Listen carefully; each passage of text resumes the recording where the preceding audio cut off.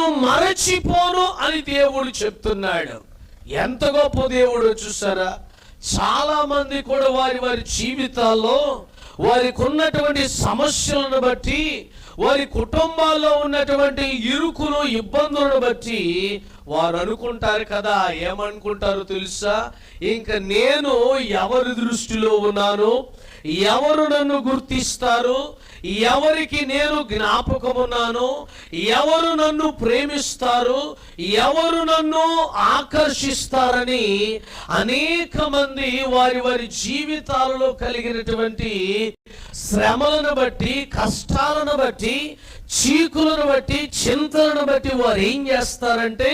ఇక నా మీదంటూ జాలి చూపేవారు ఎవ్వరూ లేరని ఒక తుది నిర్ణయానికి వచ్చేసి అనేక మంది ఈ లోకములు తమ జీవితాలను